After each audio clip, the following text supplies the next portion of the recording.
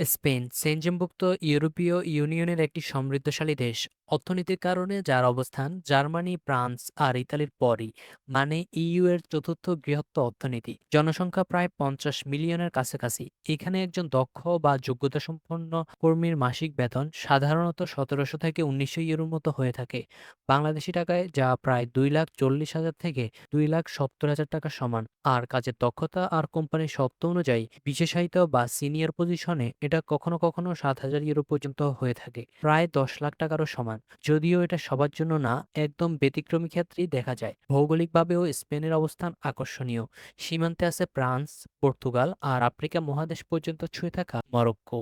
আজকের ভিডিওতে দেখাবো বাংলাদেশ থেকে সত্যিকারের বৈধ উপায়ে স্পেন যাওয়া যায় কিভাবে, ঠিক কোন কোন কাজে আবেদন করা যায়, আর বেতন কেমন, জব অফার লেটার পাওয়ার পর কি কি কাগজ আর ধাপ পার হতে হয়, আর খরচ কেমন হয়। ভিডিওটা শেষ পর্যন্ত দেখুন, না হলে আপনারা পরবর্তীতে সম্পূর্ণ আবেদন প্রক্রিয়াটি বুঝতে পারবেন না। গত 14 এপ্রিল 2026-এ স্পেনের মন্ত্রিসভা একটা বিশেষ এক্সট্রাঅর্ডিনারি রেগুলাইজেশন বা বৈধকরণ প্রোগ্রাম অনুমোদন করে। স্পেনের জনসংখ্যা বুড়িয়ে যাচ্ছে, শ্রমবাজারে লোক দরকার, তাই সরকার সিদ্ধান্ত নেয় যারা ইতিমধ্যে স্পেনে বসবাস করছেন কিন্তু বৈধ কাগজপত্র নেই তাদের একটা সুযোগ দেওয়া হবে। শর্তগুলো স্পষ্ট ছিল। আপনাকে 31 ডিসেম্বর 2025-এর আগে স্পেনে ঢুকতে হয়েছে, কমপক্ষে 5 মাস সেখানে থাকার প্রমাণ থাকতে হবে, আর ক্রিমিনাল রেকর্ড ক্লিন থাকতে হবে। শর্ত পূরণ হলে মিলছে 1 বছরের রিনিউয়েবল রেসিডেন্সি আর ওয়ার্ক পারমিট। অনলাইনে আবেদন শুরু হয় 16 এপ্রিল থেকে, ইন পার্সন আবেদন 20 এপ্রিল থেকে। বাংলাদেশি কমিউনিটির জন্য খবরটা সত্যি গুরুত্বপূর্ণ ছিল। স্পেনে প্রায় 75,000 বাংলাদেশি থাকেন, যাদের মধ্যে প্রায় 15,000 ছিলেন কাগজপত্রবিহীন। স্পেনে বাংলাদেশ দূতাবাসও এই উদ্যোগকে স্বাগত জানিয়েছিল। কিন্তু এখানেই সবচেয়ে গুরুত্বপূর্ণ পয়েন্ট, এই প্রোগ্রাম শুধু তাদের জন্য যারা ইতিমধ্যে শারীরিকভাবে স্পেনের মাটিতে আছেন। বাংলাদেশে বসে নতুন করে আবেদন করার কোনো সুযোগ ছিল না। আর দ্বিতীয় জরুরি তথ্য, এই আবেদনের উইন্ডো 30 জুন 2026-এ বন্ধ হয়ে গেছে। মানে আপনি যখন এই ভিডিওটা দেখতেছেন ততদিনে এই নির্দিষ্ট প্রোগ্রামে আবেদন করার সময় নেই। তাহলে কি এখন আপনারা আবেদন করতে পারবেন না? জি, অবশ্যই পারবেন। ভিডিওটা ধৈর্য ধরে শেষ পর্যন্ত দেখুন। আপনারা একটা কথা বেশিরভাগই শুনে থাকেন যে সরকারিভাবে শ্রমিক নিয়োগ আবেদন শুরু। আসলে কি সরকারিভাবে লোক নিচ্ছে? কথাটা কোত্থেকে এলো? আসল সমস্যাটা কোথায়? আপনারা হয়তো দেখে থাকবেন কিছুদিন আগে বাংলাদেশ আর সৌদি আরবের মধ্যে একটা সরাসরি সরকার টু সরকার শ্রমিক নিয়োগ চুক্তি সই হয়েছে। দুই দেশের 50 বছরের কূটনৈতিক সম্পর্কে এই প্রথম সাধারণ শ্রমিক নিয়োগ নিয়ে এমন আনুষ্ঠানিক চুক্তি। এটাকেই বলে সত্যিকারের সরকারি নিয়োগ, যেখানে দুই দেশের সরকার নিজেরা বসে একটা কাঠামো তৈরি করে নির্দিষ্ট এজেন্সির মাধ্যমে শ্রমিক পাঠানোর ব্যবস্থা করে। স্পেনের ক্ষেত্রে এরকম কোনো বাংলাদেশ স্পেন সরকারি শ্রমিক নিয়োগ চুক্তি প্রমাণ আমার কোনো রিসার্চে পাওয়া যায়নি। স্পেনের রেগুলারাইজেশন প্রোগ্রামটা স্পেনের নিজস্ব অভ্যন্তরীণ অভিবাসন নীতি। এটা বাংলাদেশের সাথে কোনো দ্বিপাক্ষিক নিয়োগ চ্যানেল না।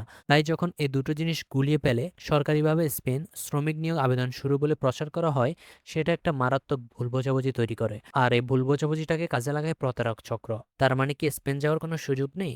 না, সেটা আমি বলতেছি না। বৈধ পথ আছে, সেটা আবেদন করার মাধ্যমেই যেতে হবে। তো কিভাবে আবেদন করবেন সেটি প্র্যাকটিক্যালি দেখিয়ে দিচ্ছি। তার আগে কোন কোন কাজের চাহিদা বেশি এবং বেতন কেমন হতে পারে সেটার একটা ধারণা আপনাদেরকে দিয়ে দিই। সবচেয়ে বেশি যে প্রশ্নটা আপনারা জিজ্ঞেস করেন, যে স্বল্প দক্ষতা বা নন স্কিল শ্রমিক হিসাবে ঠিক কোন কোন কাজে বাস্তবে সুযোগ বেশি, আমার রিসার্চ থেকে যে খাতগুলো বারবার উঠে এসেছে, কৃষি শ্রমিক, বিশেষ করে হুয়েলবা অঞ্চলে স্ট্রবেরি তোলা, আন্দালুসিয়ায় জলপাই, ভ্যালেন্সিয়ায় কমলার মৌসুমী কাজ, নির্মাণ শ্রমিক, সাধারণ লেবার ও হেল্পার পজিশন, ইলেকট্রিশিয়ান, ক্রেন অপারেটরের মতো স্কিল ট্রেড আলাদা ক্যাটাগরি, আলাদা যোগ্যতা লাগে। Hotel, restaurant, hospitality, kitchen helper, dish washer, room cleaning, waiter helper, Barcelona, মায়োরকার মতো পর্যটন এলাকায় মৌসুমী চাহিদা সবচেয়ে বেশি থাকে। গৃহকর্ম ও বয়স্কদের সেবা অর্থাৎ কেয়ার গিভিং, স্পেনের জনসংখ্যা দ্রুত বুড়িয়ে যাওয়ায় এই খাতের চাহিদা ক্রমাগত বাড়ছে। এই কাজের জন্য আলাদা ঘণ্টাভিত্তিক নিয়ম আছে। পরিচ্ছন্নতা কর্মী, অফিস, হোটেল, শপিং মলে ক্লিনিং স্টাফ, গুদাম, লজিস্টিক শ্রমিক, অনলাইন শপিং বাড়ায় ওয়্যার হাউস হেল্পারের চাহিদাও বেড়েছে। এখন আসি বেতনের কথায়। স্পেনে 2026 সালে সরকারের নির্ধারিত জাতীয় ন্যূনতম মজুরি মাসে 1221 ইউরো থেকে বছরে 14 বার বেতন দেওয়া হয় বলে মাসিক বেতনের সাথে বছরে বাড়তি দুইটা বোনাস পেমেন্ট যোগ হয়। বার্ষিক হিসাবে এটা দাঁড়ায় প্রায় 17,000 ইউরো। 2025 সালের তুলনায় এটা 3.1% বেশি। এটাই আইনি সর্বোচ্চ সীমা খাত। অভিজ্ঞতা বা জাতীয়তা যাই হোক, এর নিচে কাউকে বেতন দেওয়া বেআইনি।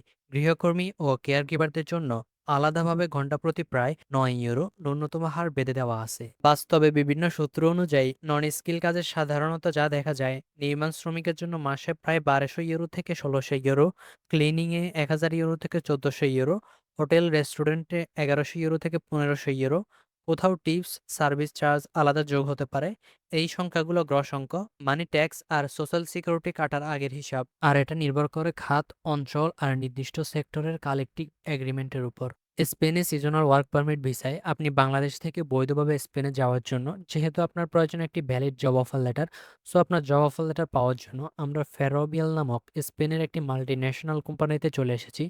এই কোম্পানিটি বেসিক্যালি একটি কনস্ট্রাকশন কোম্পানি, যারা কিনা প্রতি বছর সারা পৃথিবী থেকে প্রচুর পরিমাণে ফরেন ওয়ার্কার নিয়ে থাকে। এই ফেরোবিয়ালের মতো আরো অনেকগুলো কোম্পানির ডিটেল লিস্ট আমরা আমাদের এই ভিডিওর ডিসক্রিপশন বক্সে দিয়ে দিয়েছি। আমরা এই ফেরোবিয়াল কোম্পানিতে আপনি কিভাবে জব অফার লেটারের জন্য আবেদন করতে পারেন সে পরিপূর্ণ পদ্ধতি প্র্যাকটিক্যালি করে দেখাবো। আপনিও এই ভিডিও দেখে ফেরোবিয়াল কোম্পানিতে যেভাবে আমরা আবেদন করতেছি সেম ভাবে আপনি ভিডিওর ডিসক্রিপশন বক্সের বাকি কোম্পানিগুলোতেও জব অফার লেটারের জন্য আবেদন করতে পারবেন। সো আপনি যখন ভিডিওর ডিসক্রিপশন বক্স থেকে এরকম একটি মাল্টিন্যাশনাল কোম্পানির ওয়েবসাইটে আসবেন এবং কোম্পানির ওয়েবসাইটটা ভালো করে দেখে নেবেন। এরপর আপনারা ভিডিওর ডিসক্রিপশন বক্স থেকে যে কোম্পানির ওয়েবসাইটে গিয়েছিলেন ওই ওয়েবসাইট লিংকের পাশেই আপনারা কোম্পানির ইমেল অ্যাড্রেসটি পেয়ে যাবেন। আপনারা সিম্পলি যে কোম্পানিতে যান না কেন ওই কোম্পানির অফিসিয়াল ইমেল অ্যাড্রেসটি সিম্পলি সেটা কপি করবেন, কেননা এই ইমেল অ্যাড্রেসটির মাধ্যমেই আপনি সরাসরি আপনার জব অফার লেটারের জন্য আবেদন করতে পারবেন। সো আপনার এই ইমেল অ্যাড্রেসটি কপি করাই হবে সর্বপ্রথম কাজ। এরপর এই ইমেলের মাধ্যমে আপনার প্রফেশনাল ডকুমেন্টসগুলো অর্থাৎ আপনার ATS optimize resume and cover letter কোম্পানির এইচআর এর কাছে সাবমিট করলেই আপনার জব অফার লেটারের জন্য আবেদন হয়ে যাবে। তো এই ক্ষেত্রে আপনারা কিছু ভুল করেন। আপনারা যত ভালো সিভিই বানান না কেন, অনেক সময় সেটা কেউ দেখেই না। কারণ এখন বেশিরভাগ কোম্পানি ব্যবহার করে এটিএস, মানে অ্যাপ্লিকেশন ট্র্যাকিং সিস্টেম। এই সফটওয়্যার আপনার সিভি স্ক্যান করে তারপর ডিসাইড করে আপনি শর্টলিস্ট হবেন কিনা। অর্থাৎ ১০০টা সিভির মধ্যে বাছাই করে যে ছোট লিস্ট করে ওই লিস্টে আপনার সিভি থাকবে কিনা। যদি আপনার সিভি এটিএস ফ্রেন্ডলি না হয় তাহলে আপনি যোগ্য হলেও রিজেক্ট হয়ে যেতে পারেন। অন্যদিকে এটিএস ফ্রেন্ডলি সিভি হলে আপনার সিভি সরাসরি রিক্রুইটের কাছে পৌঁছে যায়। এই ছবিটি দেখুন, বাম পাশে এটিএস ফ্রেন্ডলি সিভি আর ডান পাশে ভুল সিভি। অর্থাৎ আপনারা সাধারণত যে সিভিগুলো দিয়ে অ্যাপ্লাই করেন ওইগুলা। সাধারণত এটিএস ফ্রেন্ডলি সিভি হলে simple format, proper heading, keyword optimize এগুলো থাকলে আপনার সিভি সহজেই পাস করবে। আর যদি ডিজাইন বেশি হেভি হয়, ছবি সার্ট বেশি থাকে, তাহলে এটিএস ঠিকমতো পড়তেই পারে না। একটা সঠিক সিভি মানে শুধু সুন্দরই না, এটা আপনার জব পাওয়ার চান্স ৩ থেকে ৫ গুণ বাড়িয়ে দেয়। আপনি যদি চান আপনার জন্য প্রফেশনাল এটিএস ফ্রেন্ডলি সিভি এবং কভার লেটার তৈরি করতে, তাহলে স্ক্রিনে দেওয়া হোয়াটসঅ্যাপ নাম্বারে মেসেজ করুন। আমরা আপনার প্রোফাইল অনুযায়ী 100% এটিএস অপটিমাইজ কভার লেটার এবং সিভি তৈরি করে দেব, যেটা সরাসরি রিক্রুইটারের কাছে পৌঁছাবে। অবশ্যই এটার একটা কস্ট রয়েছে। আপনি সিম্পলি যে কোম্পানিতে আবেদন করতে চাচ্ছেন ওই কোম্পানির ইমেলটা আপনার ইমেইলে বসাবেন। এরপর আপনি যে পজিশনের জন্য আবেদন করতে চাচ্ছেন ওই পজিশন অনুযায়ী একটা সাবজেক্ট এখানে ইনক্লুড করবেন। সো যেহেতু আমরা অ্যাজ এ কনস্ট্রাকশন ওয়ার্কার এখানে আবেদন করতে চাচ্ছি, আমরা এখানে সাবজেক্ট হিসেবে ইনক্লুড করেছি application for construction worker in your company. এরপর আপনার ইমেল বডি এখানে পেস্ট করে দিবেন এবং এর পাশাপাশি আপনার একটি applicant tracking system optimize resume and cover letter এখানে অ্যাটাচ করে দিবেন। মনে রাখবেন আপনার এই applicant tracking system optimize resume and cover letter উপরেই আপনার জব অফার লেটার পাওয়ার পরিপূর্ণ বিষয়বস্তু নির্ভর করবে। সো আপনার কাছে যদি অ্যাপ্লিকেন্ট ট্র্যাকিং সিস্টেম অপটিমাইজ এই ডকুমেন্টসগুলো না থাকে, সেক্ষেত্রে স্ক্রিনে শো হওয়া আমাদের হোয়াটসঅ্যাপ নাম্বারে আমাদেরকে মেসেজ করলেই আমরা আপনাদের কোয়ালিফিকেশন অনুযায়ী আপনার ডকুমেন্টসগুলো বিল্ড আপ করে দিব।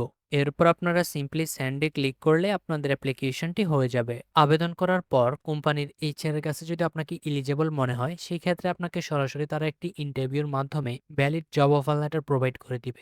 জব অফার লেটার পাওয়ার পর ভিসা আবেদনের জন্য আপনাকে কিছু গুরুত্বপূর্ণ ডকুমেন্টস প্রস্তুত করতে হবে। প্রথমে লাগবে ভ্যালিড পাসপোর্ট, দ্বিতীয়ত লাগবে কোম্পানি থেকে পাওয়া ভ্যালিড জব অফার লেটার, এরপর লাগবে পুলিশ ক্লিয়ারেন্স সার্টিফিকেট, প্রয়োজন অনুযায়ী এটি অ্যাপোস্টিল এবং স্প্যানিশ ভাষায় অনুবাদ করতে হবে। এর পাশাপাশি প্রয়োজন হবে স্পেন ন্যাশনাল ভিসা বা ডি ভিসা অ্যাপ্লিকেশন ফর্ম, যেটা আপনাকে কোম্পানি দিবে। এরপর আপনার পাসপোর্ট সাইজ ফটো এবং আপনার রেজুমে অ্যান্ড কভার লেটার। এছাড়া ভিসা আবেদনের ক্ষেত্রে প্রয়োজনীয় মেডিকেল সার্টিফিকেট বা মেডিকেল রিপোর্ট এবং অন্যান্য প্রয়োজনীয় কাগজপত্র প্রস্তুত রাখতে হবে। সবশেষে ভিসা পাওয়ার পর বাংলাদেশ থেকে বিদেশে যাওয়ার আগে প্রয়োজনীয় বিএমইটি, ইমিগ্রেশন ক্লিয়ারেন্স ও স্মার্ট কার্ড সম্পন্ন করতে হবে। বিএমইটি জনশক্তি, কর্মসংস্থান ও প্রশিক্ষণ ব্যুরো। বিদেশ যাওয়ার আগে ইমিগ্রেশন ক্লিয়ারেন্স ও স্মার্ট কার্ড নিতে হয়। এটি সাধারণত বিএমইটি এর নির্ধারিত অফিস, প্রবাসী কল্যাণ ডেস্ক বা সংশ্লিষ্ট জেলা কর্মসংস্থান ও জনশক্তি অফিসের মাধ্যমে করা যায়। অর্থাৎ জব অফার লেটার পাওয়ার পর মূল কাজ হলো সব প্রয়োজনীয় ডকুমেন্ট সঠিকভাবে প্রস্তুত করা এবং নিয়ম অনুযায়ী ভিসার জন্য আবেদন করা। সো এই ছিল আমাদের আজকের ভিডিও থেকে আপনারা উপকৃত হয়ে থাকলে চ্যানেলটিকে সাবস্ক্রাইব করে পাশে থাকা বেল আইকনটি অন করে রাখুন।